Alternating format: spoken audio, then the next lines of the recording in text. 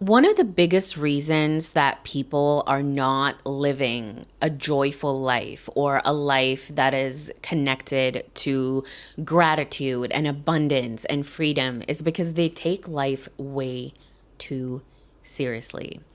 Something magical happens when you just infuse a little bit of play and lightheartedness into your life. And I know that it's really difficult when you have, like stacks of bills to pay, or you've just been rejected by the love of your life, or you just lose a job. Like, I get that.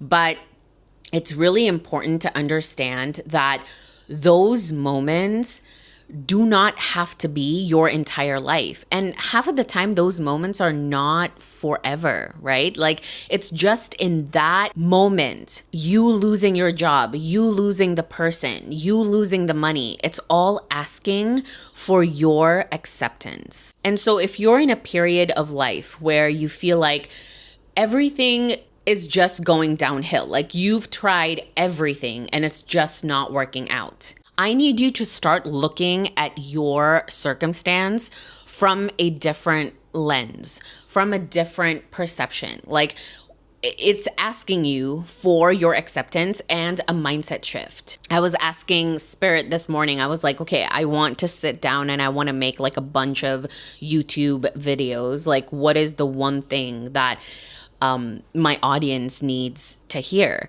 And one of the things that I channeled was not to take life so seriously. Like, get into play. And one of the things that I heard Spirit say was get a hobby.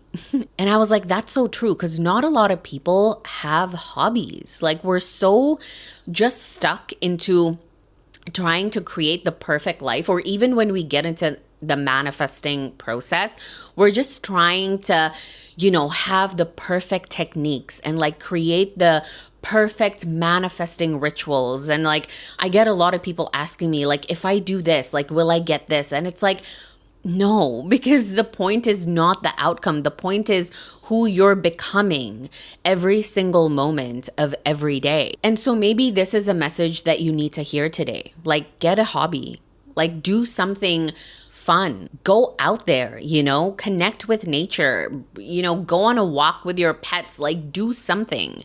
One of my favorite things to do too is to do like color walks. I don't know if you've heard of that, but it's like when you go on your walks, like have a color in mind, and that helps you to become more mindful in your walks. Like, don't have your phone with you, but maybe set an intention of seeing the color green or seeing the color yellow, or like something fun like coral or like purple.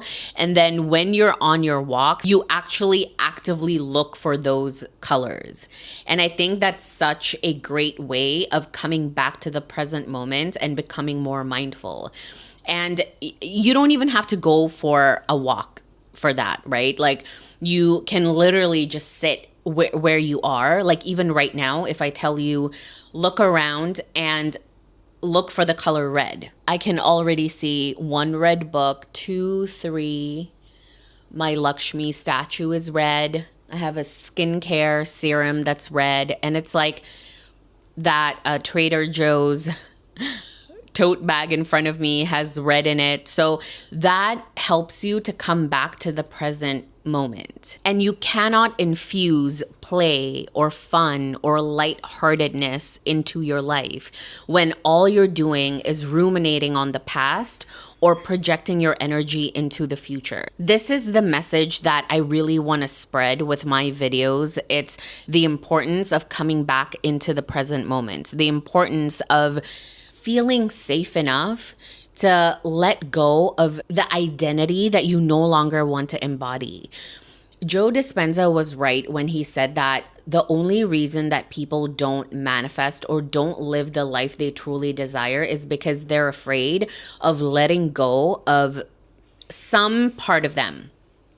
And that makes so much sense, because as humans, we cling onto what's familiar, right? Like, why is it that some people that do Joe Dispenza's work, it works, but for some people it doesn't work? And it doesn't work because they have not fully let go of a past identity. Like they haven't fully stepped into the new identity of self. He always talks about this example of this woman that came to him in one of his retreats and was like, I've done your work for so long, and it's like, I've always wanted to move to Spain, but, I've thought about it so much and I'm still not there. Like, what's the problem? And Joe Dispenza is like, well, the person that's in Spain would never ask me that, which means that you still have not changed. You still have not embodied that new version. Because the new version of you would not have feelings of lack, would not have thoughts of lack. Yes, sure, those thoughts can, pass by you, but you're not going to identify with it. I talked about, me releasing my lack mindset. And one of the things that I learned from the Joe Dispenza retreat was that lack is an illusion. Does that mean that I don't think thoughts of lack after I've made that shift? No. Those thoughts still come into my awareness, but I don't pay attention to them. I don't react to them. I don't identify with them. I literally look at them like I'm a third person, and the thoughts are just like fleeting by. When you come into this work, it doesn't mean that you're just going to have a perfect life, because perfect lives don't make interesting human beings, right? Like we connect with people when they have an interesting story to tell, when they've told us like, hey, I was this person, but I became this person. And so when you stop looking at your life as challenging and you just start looking at them as things to learn from, things to grow from, like all the challenges that you're perceiving in your life are actually opportunities for you to meet yourself deeper, to come back to yourself more. And if you can look at the person that's rejecting you as a way for you to accept more of yourself, you're not going to be a victim of your life. You're actually going to see everything as opportunities to just evolve. And this is the point of life. This is why as souls, we come here on earth, not to just have like, a perfect life with nothing to learn from, nothing to grow from, no stories to tell, like all of these things that you eventually, will overcome, make really good stories. And there's nothing wrong with that. There's nothing wrong with learning from difficult lessons, learning from difficult circumstances. A lot of the people that I'm sure that you look up to have gone through horrible circumstances, have gone through really tough things in their lives, only for them to look back and say, that made me a better person. And so if you can stop taking things too seriously and just look at things as a way for you to grow and to evolve and to become better humans, life will start feeling